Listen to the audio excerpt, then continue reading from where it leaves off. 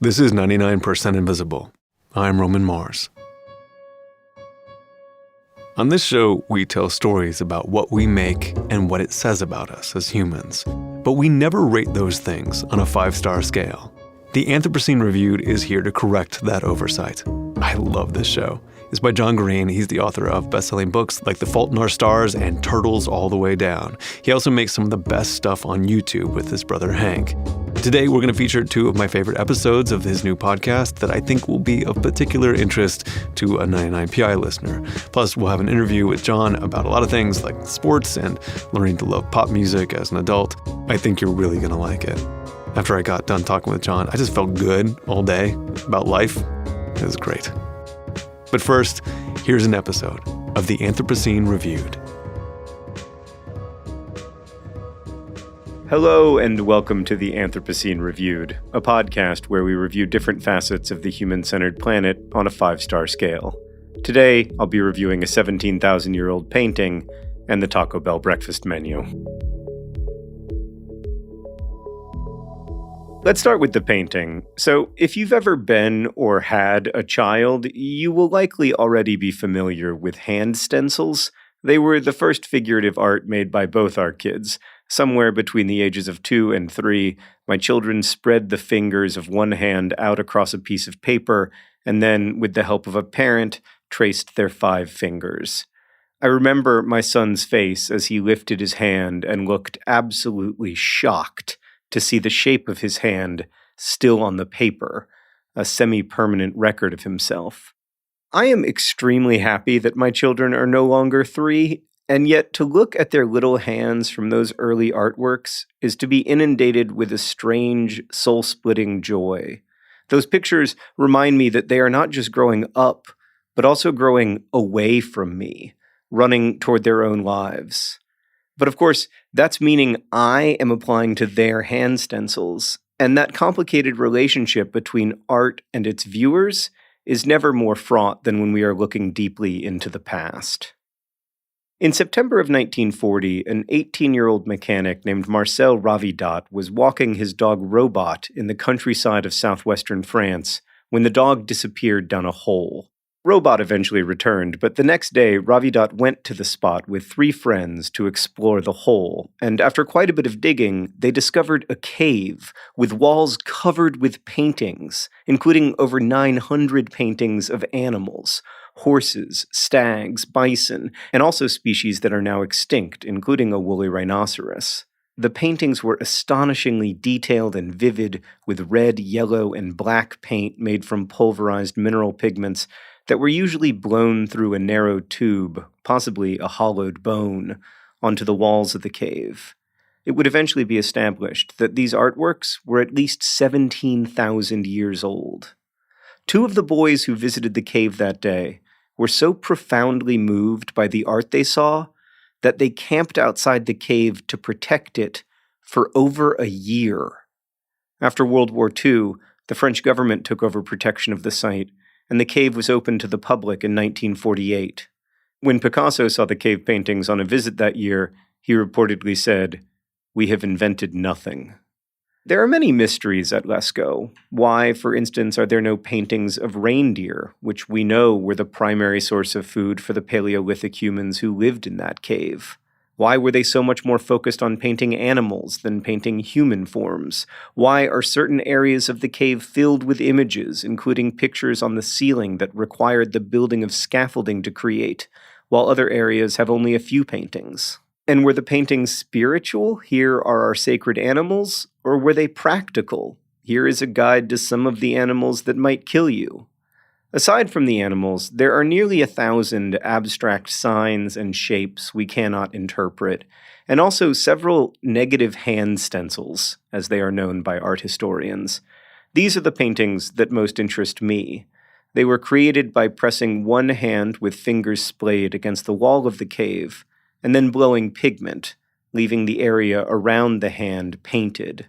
Similar hand stencils have been found in caves around the world, from Indonesia to Spain to Australia to the Americas to Africa. We have found these memories of hands from 15 or 30 or even 40,000 years ago. These hand stencils remind us of how different life was in the distant past. Amputations, likely from frostbite, are common in Europe, and so you often see negative hand stencils with 3 or 4 fingers, and life was short and difficult. As many as a quarter of women died in childbirth. Around 50% of children died before the age of 5. But they also remind us that the humans of the past were as human as we are, their hands indistinguishable from ours. These communities hunted and gathered, and there were no large caloric surpluses, so every healthy person would have had to contribute to the acquisition of food and water, and yet somehow they still made time to create art, almost as if art isn't optional for humans. We see all kinds of hands stenciled on cave walls, children and adults, but almost always the fingers are spread, like my kids' hand stencils. I'm no Jungian, but it's fascinating and a little strange that so many Paleolithic humans who couldn't possibly have had any contact with each other created the same paintings the same way, paintings that we are still making. But then again, what the Lascaux art means to me is likely very different from what it meant to the people who made it. Some academics theorize that the hand stencils were part of hunting rituals. Then there's always the possibility that the hand was just a convenient model situated at the end of the wrist. To me, though, the hand stencils at Lascaux say, "I was here." They say, "You are not new." And because they are negative prints surrounded by red pigment, they also look to me like something out of a horror movie, like ghostly hands reaching up from some bloody background. They remind me that, as Alice Walker wrote, all history is current. The Lascaux Cave has been closed to the public for many years now. Too many contemporary humans breathing inside of it led to the growth of mold and lichens, which has damaged some of the art. Just the act of looking at something can ruin it, I guess. But tourists can still visit an imitation cave called Lascaux II, in which the artwork has been meticulously recreated. Humans making fake cave art to save real cave art may feel like peak Anthropocene behavior, but I have to confess that even though I am a jaded and cynical semi-professional reviewer of human activity, I actually find it overwhelmingly hopeful that 4 teenagers and a dog named Robot discovered a cave with 17,000-year-old handprints, that the cave was so overwhelmingly beautiful that 2 of those teenagers devoted themselves to its protection, and that when we humans became a danger to that cave's beauty, we agreed to stop going. Lascaux is there. You cannot visit. You can go to the fake cave we've built and see nearly identical hand stencils, but you will know this is not the thing itself, but a shadow of it. This is a handprint, but not a hand. This is a memory that you cannot return to. All of which makes the cave very much like the past it represents. I give the handprint stencils at Lascaux 4.5 stars.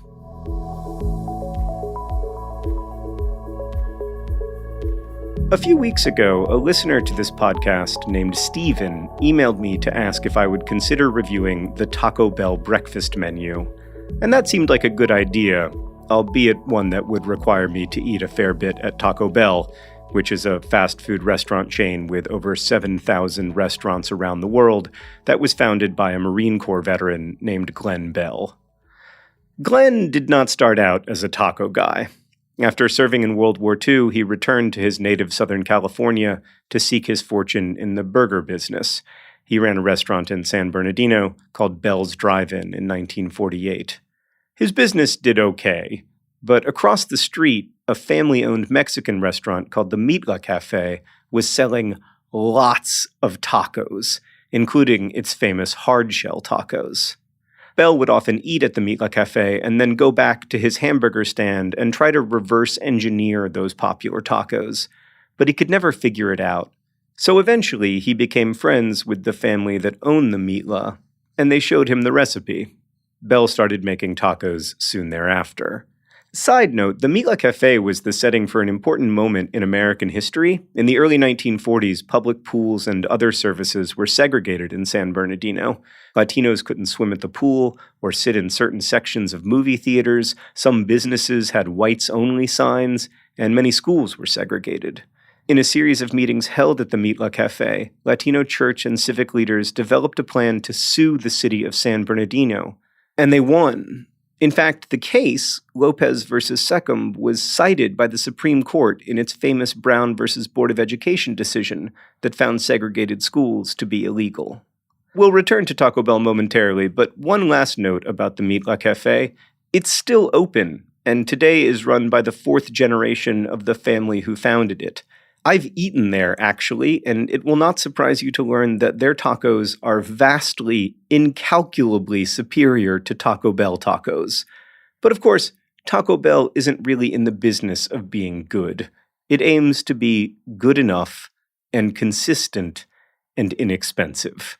Right, so of course the recipe for Taco Bell tacos was stolen by a white restaurant owner from a local center for Latino community and activism, but the owners of the Mitla Cafe have never publicly expressed any resentment toward Bell. One member of the family, Irene Montano, magnanimously said of him, "He was a self-starter, and he did push those tacos." Indeed, after opening the first Taco Bell in Downey, California in 1962, new franchises of Taco Bell spread rapidly throughout the West Coast. Back then, the menu was extremely simple: tacos, tostados, burritos, frijoles, and chili burgers, and everything cost 19 cents, around $1.50 in today's money. People loved it. By 1967, there were 100 Taco Bells, and there were 868 when Bell sold his company to PepsiCo in 1978 for $125 million. Selling Taco Bell allowed Glenn to pursue the true passion of his life, a quarter-scale model train adventure park called Bell Gardens. Bell was a lifelong model train enthusiast, but the park, which had no rides that weren't quarter-scale model trains, went bankrupt after a few years. I mention all of this because I think it's important to understand that Glenn Bell was not, passionate about Mexican food. He saw an opportunity in a marketplace, and he filled it. I'm not trying to bash Taco Bell. I've had many enjoyable meals there in my younger and less nutrition-oriented days, and per dollar spent, Taco Bell offers more caloric energy than almost any other restaurant. A Big Mac at McDonald's delivers about 1.45 calories per penny spent. A Taco Bell Beefy Fritos burrito offers an astonishing 4.26 calories per penny.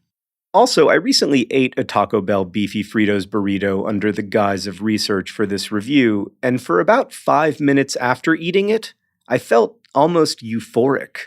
It was flavorful, an intoxicating mix of crunchy and chewy, and strangely sweet. The beef was stringy, the tortilla suboptimal, and I suspect I would be horrified by a thorough accounting of the environmental and socio-political costs of the Beefy Fritos burrito. But still, for those 5 minutes, I felt pleasantly and entirely satiated. 10 minutes after that, of course, I began to feel extremely unwell, but that might be down to my generally weak constitution rather than any fault of the food itself. All I'm saying is that Taco Bell is not like a mission-driven institution. It seeks to turn a profit. And that's why I find it so fascinating that Taco Bell didn't serve breakfast until 2012. Burger King served its first breakfast in 1979. McDonald's introduced the Egg McMuffin way back in 1972. Maybe Taco Bell was late to breakfast because they didn't want to recreate actual Mexican breakfast food, which is excellent, but bears very little resemblance to the hash browns and cinnamon-flavored donut holes that Taco Bell eventually released as part of their breakfast menu. All of which goes to show, again, that Taco Bell as a company is not and never has been interested in Mexican food, except for what could be efficiently appropriated from it, which is why the taste profile of its breakfast menu more closely resembles that of Burger King than anything at the Mitla Cafe. I thought the donut holes were good, but it's hard to mess up fried dough. I found the grilled breakfast burrito fiesta potato to be like its name, a bit overcomplicated. The standout to me was the breakfast crunch wrap, which wraps hash browns, bacon, eggs, and cheese into a grilled tortilla. And that wasn't bad, but mostly my Taco Bell breakfast was what Taco Bell's frantic and relentless marketing campaigns seemed to fear the most. It was boring. I find it revealing that while there are Taco Bells in Romania and Australia and Brazil, you won't find one in Mexico. They've tried twice, in 1992 and 2007, but both times the restaurants faced the same fate as Glen Bell's Railroad Adventureland. You can add a vowel to the end of every menu item, and you can make your catchphrase, Yo quiero Taco Bell, but if you can't sell your tacos in Mexico, they ain't Mexican. I give the Taco Bell breakfast menu 2 stars.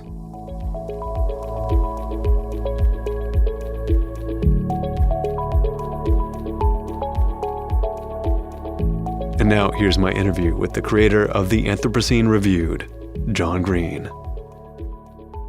You know, when someone asks you what you do, what in the world do you say? I usually say that I work in educational video so that they don't ask more questions. But if I'm feeling a little more talkative, I usually say that I'm a writer and a YouTuber. Right. But I guess now I'm also a podcaster, so I don't know what I do. How do you describe the Anthropocene Reviewed? The Anthropocene Reviewed is a show where I look at different facets of the human-centered planet and then review them on a 5-star scale. It started out as like a bit. It started out as a joke I had with my brother because of Yelp and Amazon reviews and Goodreads, that everything now is reviewed on a 5-star scale. Mm-hmm. And everything gets a thumbs up or a thumbs down, a recommend or a don't recommend. And what if we applied that reviewing framework to like traffic cones? And that was the initial joke that I made with him. Or like Argyle socks. And Hank was like, it's good. It's a funny bit. And so I think he ended up making a video where he used the bit. And then I ended up writing an essay about Diet Dr. Pepper and Canada geese. And at the end of writing those essays, I was like, you know, this isn't very funny. And I kind of thought that it was going to be a funny thing, but I like it and it interests me. And because I started out my career as a book reviewer, it felt kind of like going home to me in a way. Mm-hmm. Because even though like it is obviously a little shticky to be reviewing, for instance, cholera on a 5-star scale, there is something about the value judgmenting that's inherent to reviewing that interests me. Is it a healthy thing that we are reviewing everything on a 5-star scale in the world? Yeah, I'd probably give it 2 stars. I definitely understand the urge to make simple qualitative judgments about experiences.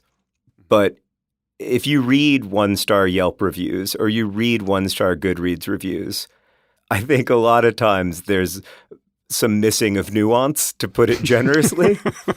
But also if you read a lot of 5-star Amazon reviews, there's a lot of missing of nuance. Yeah. You know, sometimes I'll read reviews of my own books and I'll be like, we both know it's not that good.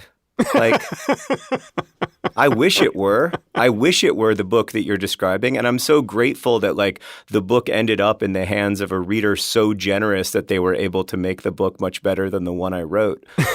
But I do feel like it kind of oversimplifies human experience. And it also gives us this constant urge to review everything we do. Like now it's difficult to have a meal and not think about it in the context of a recommend, don't recommend spectrum. Mm-hmm. And I don't know that I did that before the age of Yelp.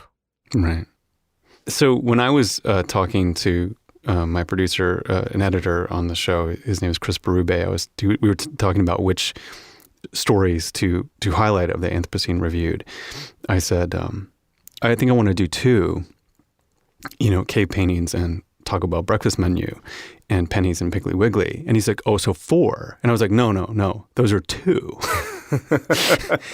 So is that how you view them? Yeah, I try to pair them in ways that make sense to me. Mhm. So, for instance, when I was writing about the cave paintings at Lascaux, I wanted to also write about the Taco Bell breakfast menu, in part because it seems so different. It seems like a huge contrast, Mhm. but also because I'm really fascinated by the way that people try to make an impact on the world, or they try to leave a trace of themselves. And I was fascinated by the way that Glenn Bell, the founder of Taco Bell, tried to do that, and by the way that the people who were painting the cave paintings at Lascaux tried to do that. Yeah. I'm especially curious about the combination of Hawaiian pizza and viral meningitis. What made you choose those two things? Well, some would argue that they're both forms of suffering. I wrote the viral meningitis essay before I wrote the Hawaiian pizza essay. And at the end of the viral meningitis essay, I was thinking about how there are all these phenomena in human life that are really resistant to language. I think physical pain is the one that's perhaps most dramatically resistant to language. But for me, there's also something about taste that's resistant to language. And one of the reasons we fight, I think, about Hawaiian pizza is because we almost cannot describe to each other how it tastes to us. Huh. And so I think some people say, well, Hawaiian pizza is amazing and you're, obviously wrong to hate it. And then the people who hate it are like, no, you don't understand how this tastes to me. And indeed, we don't. It's funny to me. One of my pet peeves with no basis whatsoever, so it's not like I know I'm not necessarily right, is I hate when people use food words to describe other things. Like I hate it when somebody says that like prose is delicious or something like that. Or sumptuous. Oh God, it makes me want to die. Yeah. So it goes the other way too. Like you can't use food words for other things. You can use them only for food and there's not enough of them. Yeah. Well, and even the food words that do exist, I don't know what they mean to someone else. Right. Like I don't really know what sumptuous means. Anyone who says that Hawaiian pizza is delicious, my definition of delicious doesn't include Hawaiian pizza. And so I'm already lost. I have no way in. And they can say, oh, it's a wonderful mix of sweet and sour. And I understand what sweet and sour taste like, but that is not a wonderful mix of them to me. And so it's that personalization of experience and then the urge to share experience. Like we all desperately want other people to hear us and to hear our stories and to know what our feelings feel like, and they can't. The subject of your show is literally everything on Earth, kind of centered around when humans were the dominant species on Earth. Yeah, kind of. And how do you then choose things to talk about? I choose what to write about partly based on listener suggestions. So listeners can write in, and a lot of times they have really interesting ideas or ideas about why something is interesting that I hadn't thought about before. The Taco Bell breakfast menu is actually an example of that. I'd never thought about the Taco Bell breakfast menu until somebody wrote to ask me to review it. And then I was like, this isn't that interesting. But then I fell way down the Glenn Bell rabbit hole and ended up reading Glenn Bell's like self-published commissioned biography. And at the end of that, I was totally fascinated by why Taco Bell didn't have a breakfast menu for so long. But I also have a running list of topics that I care about and I'm interested in and that I think I have a way into, whether it's a story I want to tell about my life or just a story I find really fascinating. Like the cave paintings at Lascaux, I learned about those, I think when I was in my 20s, and I've just spent a lot of time thinking about them and reading about them. And so I felt ready to write that review. I mean, each of these reviews, it becomes a small memoir. Was that always your intention? Initially, my idea for the show was that I was going to be separate from the reviews. I would be like an authority on everything. I was going to be an authority on Canada Geese and Diet Dr. Pepper and cave paintings and the Taco Bell breakfast menu. And who I was didn't matter because I was the authority. Mm-hmm.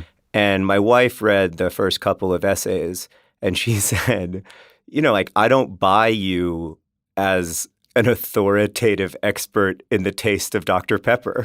Like, I don't think you're a chemical engineer. I don't think that you're a professional taster. And I'm more interested in what your relationship is with this stuff. Yeah. And that's when it became more memoir-y. And I do write about myself, and I do write really personal things about myself, but I'm very careful to protect the parts of me that I need to protect, if that makes sense, because I wasn't always careful about that. And now I feel like I have to be. When I was younger, I wanted so badly to be known. I think what I wanted was to have people like me. For some reason, I wanted especially for people who didn't know me well to like me. And it just seemed like that was such an incredibly desirable outcome, to have strangers like you. When versions of that started to happen to me, I almost immediately recognized that what I thought it would give me was not what it was giving me, because I never felt, and I still don't feel, like strangers like me. I feel like they like a construction that is only tangentially related to me. I'm obsessed with this thing Keanu Reeves said once. He said, I love Keanu Reeves a lot. Someday I might write a Keanu Reeves Anthropocene Reviewed review. But one time Keanu Reeves in an interview said, I'm Mickey Mouse. They don't know who's inside the suit. And when my work started to become more publicly known, that's how I felt. I didn't really feel like people liked me. I felt like they liked Mickey Mouse. I was inside the suit. But I think the difference between Keanu Reeves and me is that Keanu Reeves knew who he was. He knew who was inside of the suit, but I kind of didn't. Do you find that because you listen to a lot of podcasts, and I assume before that, or maybe listen to a lot of public radio and stuff, when you find like a little tidbit of personal knowledge, like when Terry Gross reveals something little about herself, does it fill you with delight the way it fills me with delight? It does. It does, especially when Terry Gross does it.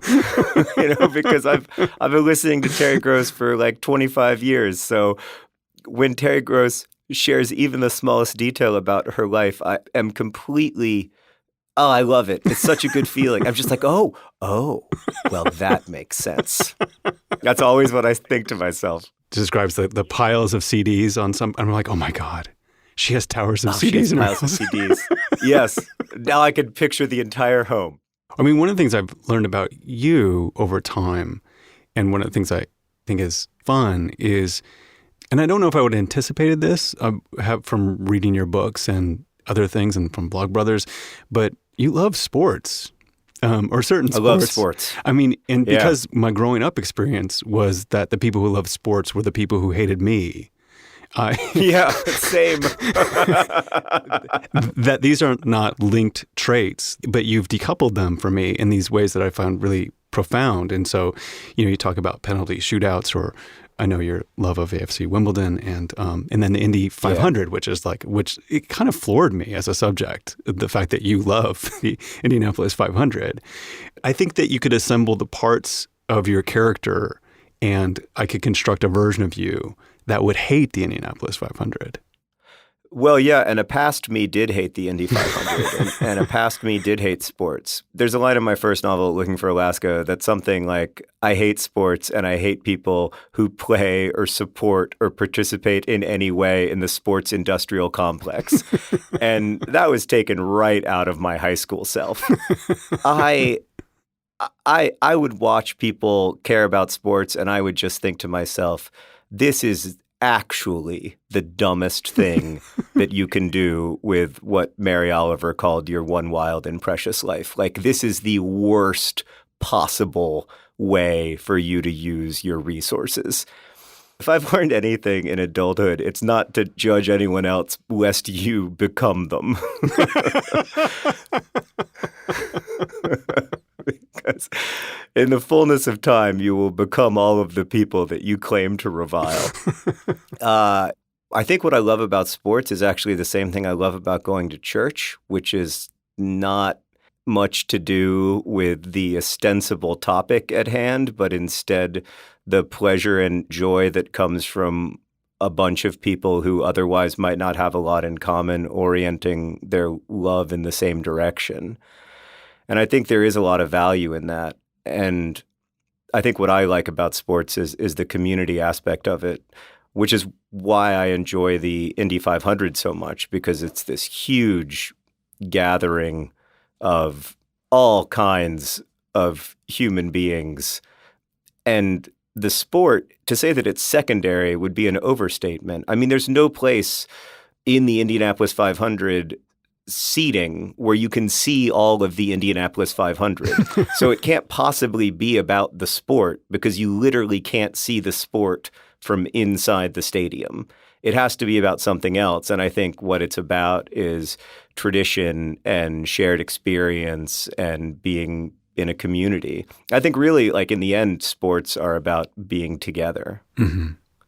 I found in my life, and I sense this in your life, is that you spent a good section of the beginning of your life being defined by the things you hated, and then you took a hard pivot, enjoying being defined more by the things you loved. Do you know why and how that happened in both you and I? I do not know. When I was a teenager, if you'd asked me to say like 10 things about myself, I would have told you 10 things that I hated. Yeah. I would have told you about what I was opposed to. I would have told you about what I thought was stupid and embarrassing and ridiculous about the human experience. I would have told you like how deeply I reviled the Spice Girls, who, by the way, made good pop music. Yeah. And I think I got fed up with it. I got fed up with irony. I got fed up with sarcasm. I got fed up with this urge to create distance between myself and emotion. Mm-hmm. I wanted to be cool, and I thought that to be cool was to be distant. And then I stopped wanting to be cool, because to be cool is to be a form of cold. And I don't want to be distant from emotional experience. I think the risk of that is that it may make you into a sentimentalist. It may make you into some sort of like cheesy version of yourself. For me, if that's the cost of having unironized emotional experiences, it's worth the cost. It took me a long time to like be okay with that urge within me. I just think that ironic detachment is the single most overrated characteristic in a human being. I like emotion. I like to feel things. I like to feel them intensely. And I like to be able to ask big questions without creating a lot of distance between myself and the questions. Yeah. If you were to review other things in your life besides sports and the Spice Girls, what are some of the things that had the most change from 1 star or 0 stars to 5 stars in your life? Oh, that's interesting. Oh, I mean, the biggest one is marriage. I mean, my 17-year-old self thought that marriage was the stupidest institution that humans had ever conceived of. Mm-hmm. And I love being married. That guy was crazy. I really, really, really love being married. I think the institution of marriage has gotten a lot better since I was a kid. It's gotten a lot more inclusive. Mm-hmm. It hasn't gone all the way to where it needs to be throughout the world, but I think that's one. In general, pop music. Yeah. I was very dismissive of pop music when I was younger, and now I listen to a lot of pop songs. Like, you know that song Old Town Road by Lil Nas X? It's been mentioned a few times, but I actually haven't heard it. But I've heard good things. I genuinely recommend that you listen to it. It's a good song. Is it good enough to have my kids play it 40 or 50 times a day every day? No, but it's very good. I've also gone from 1 star to 5 stars on genre fiction, like mystery novels, romance novels. I love a good romance novel. I used to think that, they all end the same way and they're so cheesy and they're just wish fulfillment. Well, shut up. Like, what's wrong with wish fulfillment? Like, when did we become opposed to fulfilling wishes? I can go on, man. I mean, if anything, like I'm probably now too critical of my high school self, because that means that like in the next 10 years, I'm going to become my high school self again, so that I have to like cease being critical toward him. Right, right. The thing about my high school self, and I don't know if you are like this, is that I was very dismissive of pop culture, but I was also dismissive of like large swaths of high culture that my hatred of them is just super embarrassing. Like the quintessential example from my life is that when I was a teenager, I hated The Great Gatsby. I thought it was – I wrote a paper that I still have that I should destroy before I die, but – I wrote a paper that I still have in which I called The Great Gatsby a bunch of rich Yankees with Yankee problems. I grew up in Alabama, for context. And like the lack of understanding in that characterization of The Great Gatsby is a reminder that like 1-star Goodreads reviews are not necessarily reflective of the quality of a work. That's right. Also, like, I'm so glad that my high school self did not have access to Twitter, because if he had, like, I would still be living with that, and people would be like, you know, this guy hates The Great Gatsby. And, oh, God, thank you for making me born in 1977. When you see the things you make interacting with the world, and the image I have in my mind is Ant-Man reading The Fault in Our Stars in bed crying, which was a moment of delight for me. But when you see your things that you make interacting with the culture of the world, how does it make you feel? When it's things like Ant-Man reading The Fault in Our Stars, it's just like a wonderful, delightful, unexpected moment. And that one in particular was fun because I was with my son in the movie theater. And he like said out loud, "Dad, that's your book." And I was like, I know. And he was like, "Did you know that was going to happen?" And I was like, "No, how could I have known? It's not like they, you know, called me to clear it." I would have thought they called you to clear it, actually. They didn't. Or at least if they did, they didn't call me. They called someone else. Right. But to be honest, it can get overwhelming. It can get a little like scary somehow, or yeah, I don't know how to say it except for scary. Mm-hmm. Like I remember right when the Fault in Our Stars movie came out, because it was for a few weeks like fairly close to the center of U.S. pop culture. Like people were saying things about it that I thought were really kind of unfair in the way that we always are judging popular cultural phenomena. Mm-hmm. You know, like I've always felt like if something becomes very popular, there must be something at least a little bit wrong with it. Right. It was weird and uncomfortable to be in that position. But also things like having like a Saturday Night Live sketch or something made out of your work that parodies your work. Like in a way it's fun, and I thought the sketch that they made was very funny. But yeah, it was hard just not to feel really like kind of overwhelmed by it and a little like almost an urge to shut down. You know, I don't think it's a coincidence that I didn't write a novel for like 6 years after that book came out. I've been interviewed on TV just only a couple of times, like a handful of times. And I've never seen any of them. I just can't. I don't want to know. I don't want to know if I felt bad about it. I don't want to know. I just don't want to know. Yeah. It's hard not to. I mean, you know, obviously these are like incredibly rarefied problems that I am extremely grateful to have. You know, like I definitely had a moment there where I could have chosen a path that I didn't choose. Like we could have moved to LA or New York and gotten lots of work, and there were lots of opportunities. And what I kind of chose to do was to come back here to Indianapolis and to work on making Crash Course, our educational video series, better, and to work on the stuff that I wanted to work on, that it was both lower profile, but also that I had more control over. Yeah. Because I think part of what was so disorienting about that experience was losing some control over both my work and on some level over myself, or at least like the way that myself was being portrayed and imagined.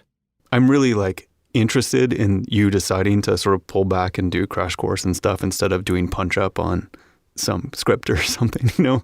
It's not because you have disdain for those things. It's just that, No, not at all. it's just kind of like, well, I got my thing. My thing's great. Can I tell you my favorite joke? I'm sure you've heard this joke, but you've never heard me do it. Okay, good. So a moth walks into a podiatrist's office. Do you know this joke? I don't know I don't know it from that setup. All right.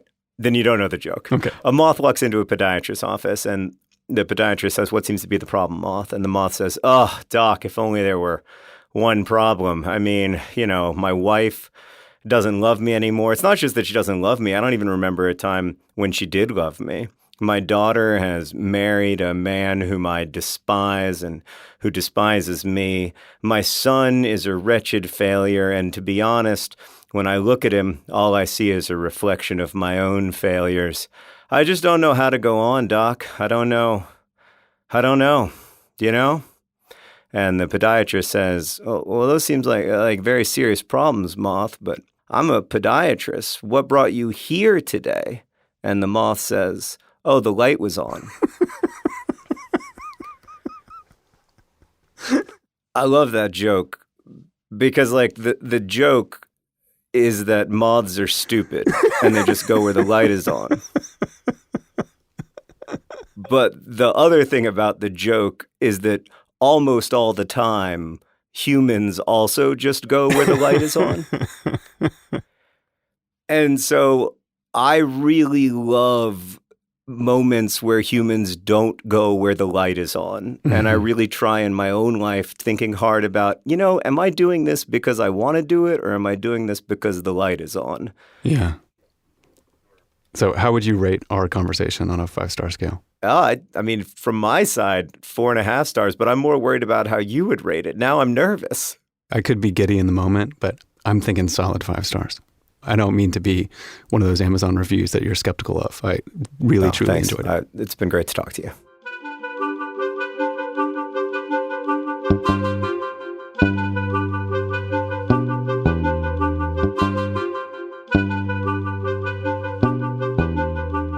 After the break, John Green reviews the Piggly Wiggly, and he just lays into the penny. Honestly, it's the angriest I've ever heard him. More Anthropocene Reviewed after this.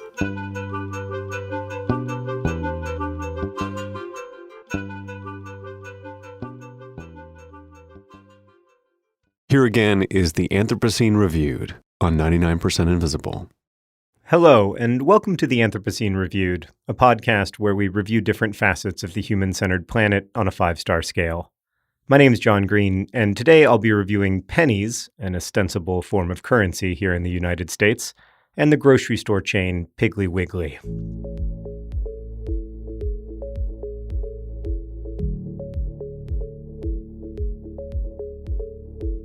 Let's begin with the American penny, which is worth 1/100th of a US dollar and is almost as old as the nation itself.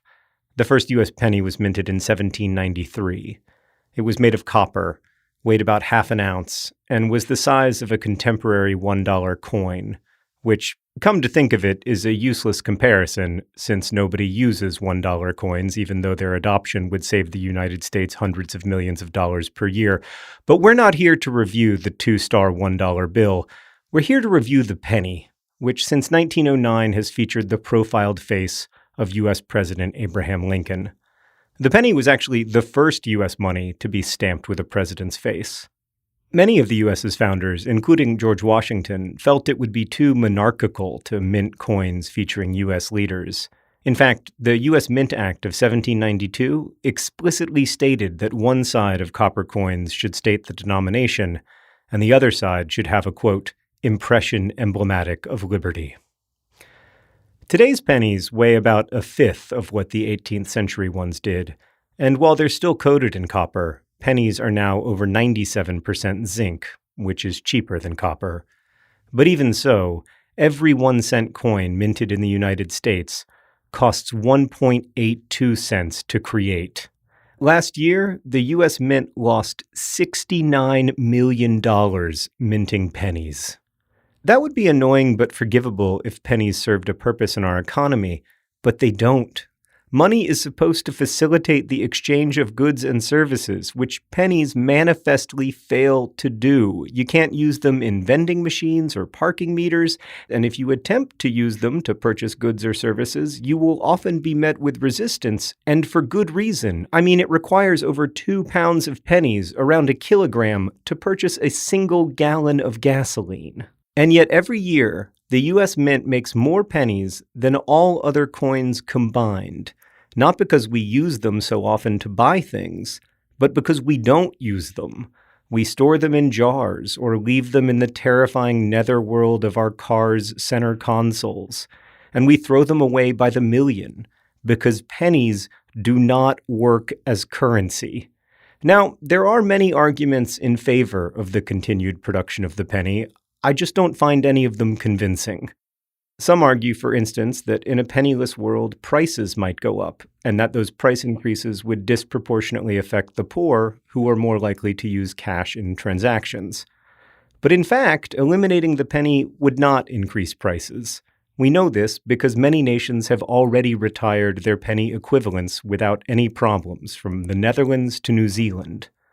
We would simply begin rounding prices to the nearest tenth of a dollar instead of the nearest hundredth of a dollar, assuming we had the common sense to also eliminate our 5-cent coins, each of which cost 6.2 cents to mint.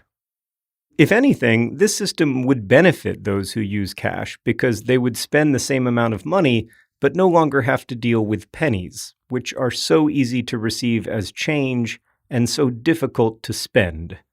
People often resort to cashing out their small denomination coins via coin counting machines like Coinstar, which charge an astonishing 12% fee for the privilege of turning your pennies and nickels into money you can actually spend. Other defenses of the penny, that it honors Lincoln or that it somehow limits inflation, are just absurd. None of the countries that have eliminated 1-cent coins has seen a corresponding rise in inflation. And why would Abraham Lincoln want to be the face of a coin that is worth negative $69 million per year? The whole thing is ridiculous. But then again, righteous indignation at the ongoing existence of the penny is also ridiculous. $69 million represents a tiny fraction of the U.S. federal budget. Like, we spend about $68 million on the military per hour.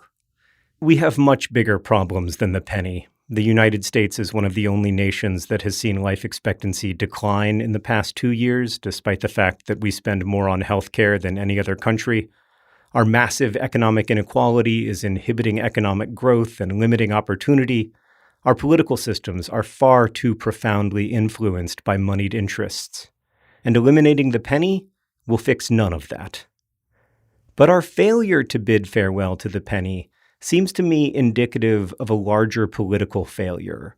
We cannot accomplish simple and obvious things because there is nothing to be gained politically by accomplishing them. Almost all of our political discourse is focused on issues that can score points and energize supporters.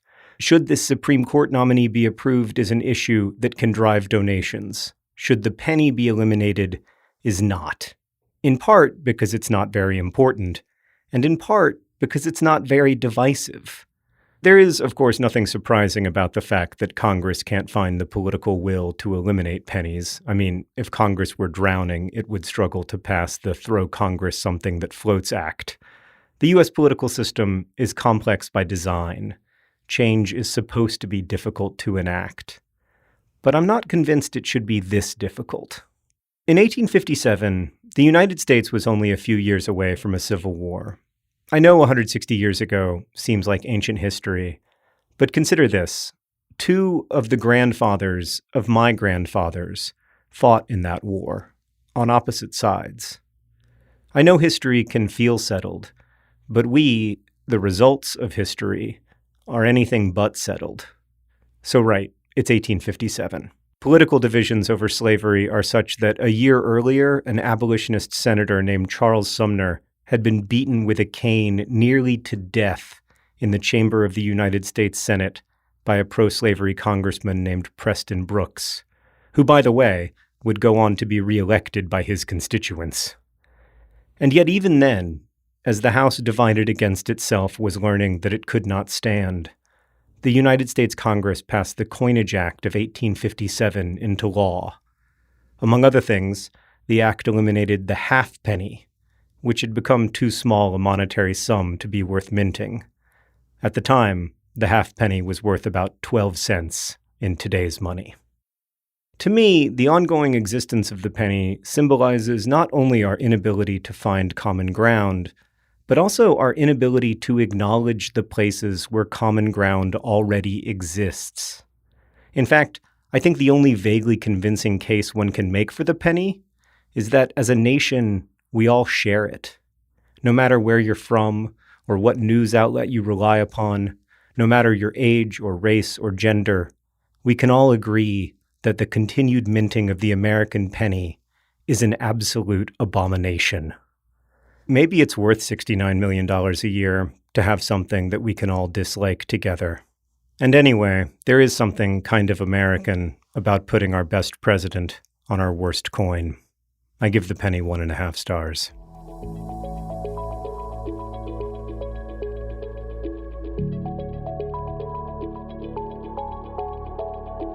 In 1920, my maternal grandmother's father was working at a grocery store in a tiny town in western Tennessee.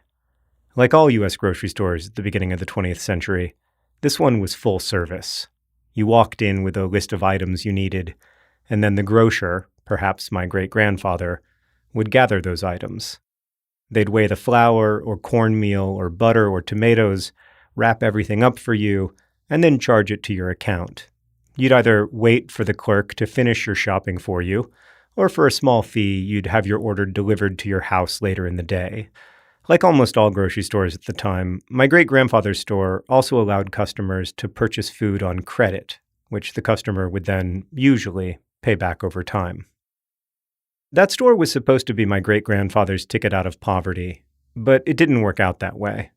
Instead, the store closed, thanks in part to the self-service grocery revolution launched by Clarence Saunders. Saunders was the self-educated child of impoverished sharecroppers. He eventually found his way to the grocery business in Memphis, Tennessee. He was 35 when he developed the concept for a grocery store that would have no clerks or counters, but instead a labyrinth of aisles that customers would walk themselves, choosing their own food and placing it in their own shopping baskets. Prices at Saunders' self-service grocery would be lower because his stores would employ fewer clerks and also because he wouldn't offer customers credit, but instead expect immediate payment. The prices would also be clear and transparent. For the first time, every item in a grocery store would be marked with a price, so customers would no longer fear being overcharged by unscrupulous grocers.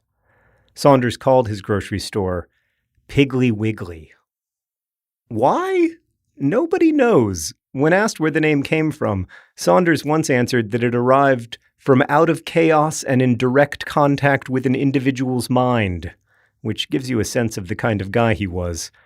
But usually, when he was asked why anyone would call a grocery store Piggly Wiggly, he would answer, "So people will ask that very question." The first Piggly Wiggly opened in Memphis in 1916. It was so successful that the second Piggly Wiggly opened 3 weeks later. 2 months after that, another opened. Saunders insisted on calling it Piggly Wiggly III to lend his stores the, quote, royal dignity they are due. He soon began attaching a catchphrase to his storefront signs, Piggly Wiggly, all around the world.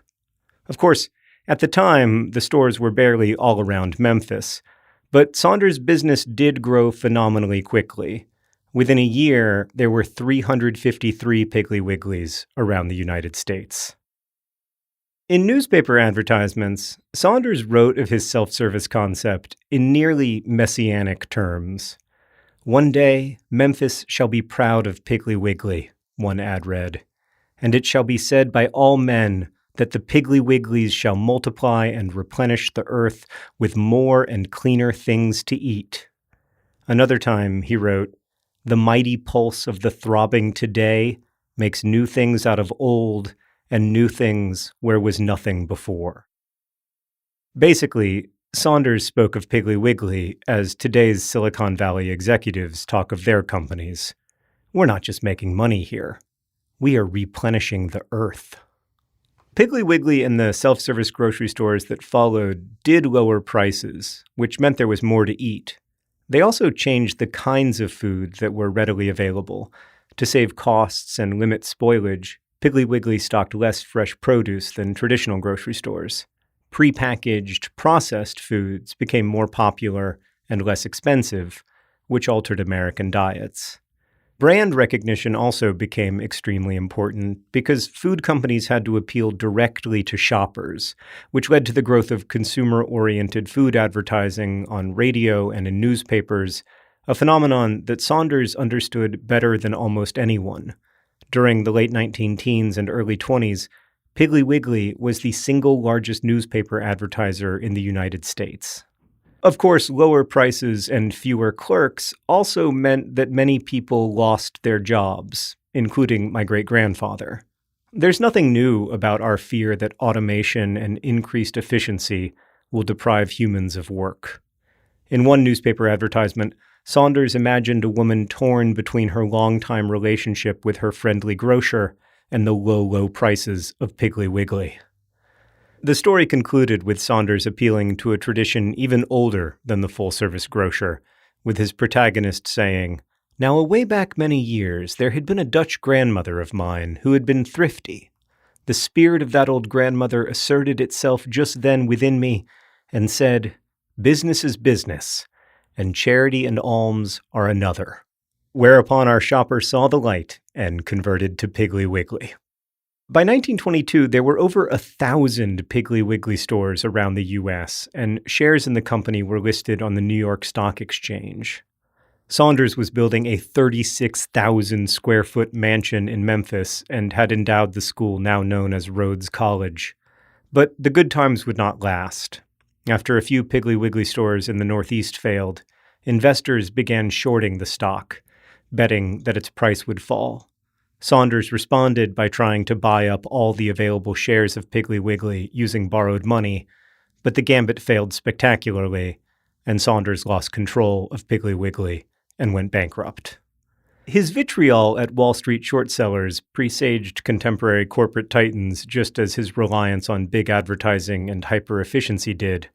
Saunders was by many accounts a bully, verbally abusive, cruel, and profoundly convinced of his own genius.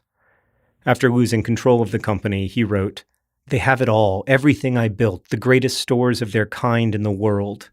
But they didn't get the man that was father to the idea. They have the body of Piggly Wiggly, but they didn't get the soul." Saunders quickly developed a new concept for a grocery store. This one would have aisles and self-service, but also clerks in the meat department and the bakery. Basically, a contemporary supermarket. In under a year, he was ready to open, but the new owners of Piggly Wiggly took him to court, arguing that the use of the Clarence Saunders name in relation to a new grocery store would violate Piggly Wiggly's trademarks and patents.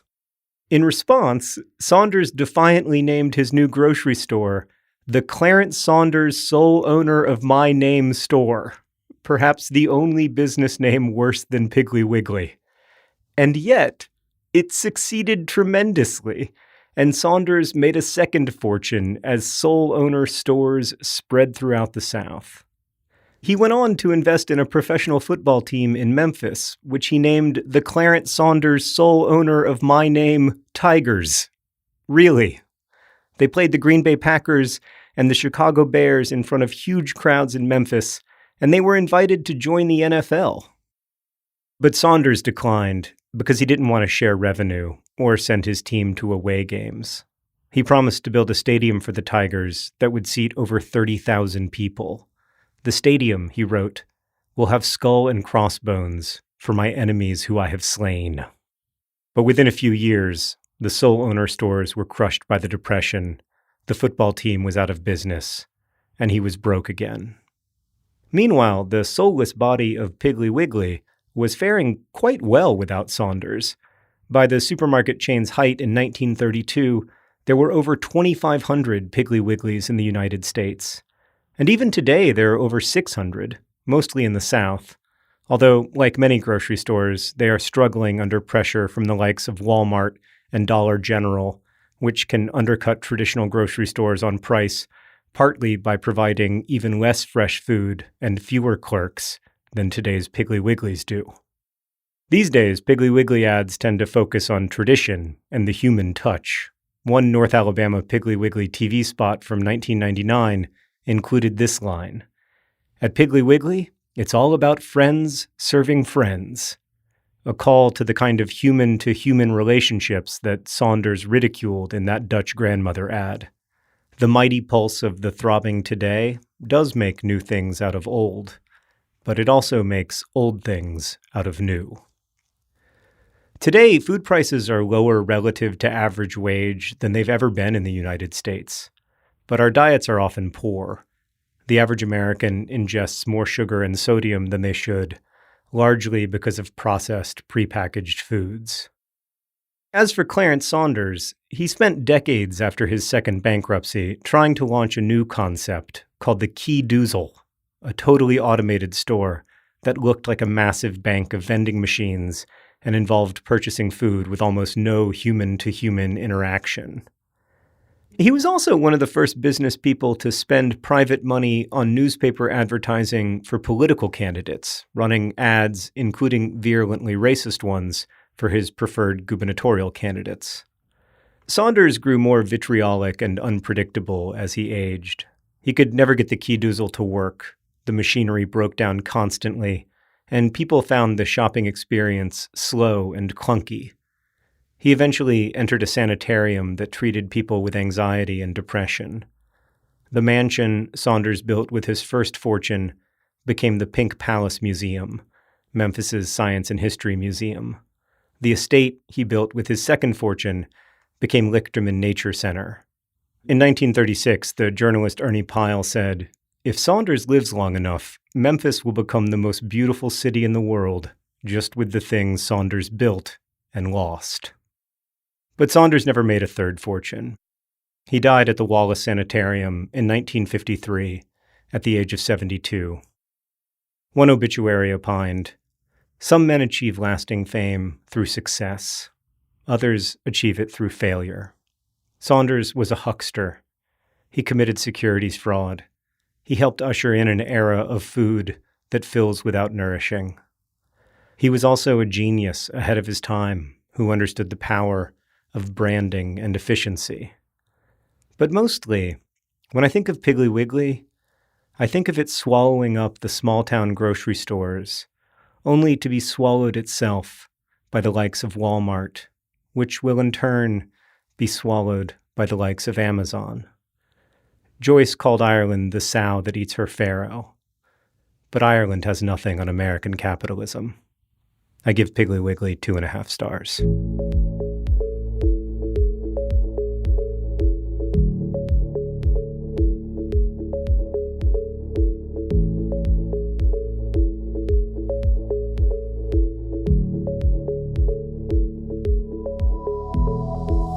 The Anthropocene Reviewed is written by John Green, edited by Stan Muller, and produced by Rosiana Hals-Rojas and Tony Phillips.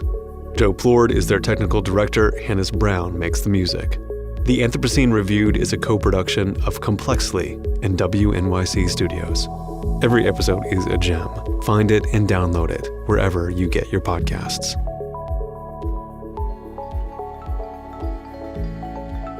99% Invisible was produced this week by Chris Berube. Mix and tech production by Sharif Youssef. Music by Sean Real. Katie Mingle is the senior producer. Kurt Kolstad is the digital director. The rest of the team is senior editor Delaney Hall, Avery Trufelman, Taryn Massa, Emmett Fitzgerald, Vivian Lee, Sophia Klotzker, Joe Rosenberg, and me, Roman Mars. We are a project of 91.7 KALW in San Francisco and produced on Radio Row in beautiful downtown Oakland, California. 99% Invisible is a member of Radiotopia from PRX, a fiercely independent collective of the most innovative shows in all of podcasting. Find them all at radiotopia.fm. You can find the show and join discussions about the show on Facebook. You can tweet at me at Roman Mars and the show at 99pi.org. We're on Instagram, Tumblr, and Reddit too. But we'll have links to the Anthropocene Reviewed and the entire catalog of 99pi episodes that John says inspired him to make the Anthropocene Reviewed. I hesitate to say this because I know how it's going to sound, but when I was thinking about what I wanted to do in terms of podcasting, I thought a lot about the way that 99% Invisible approaches stories and that concept of always reading the plaque. If you pay really close attention to something, you can generally learn in unexpected and exciting ways. All on the website. It's 99pi.org.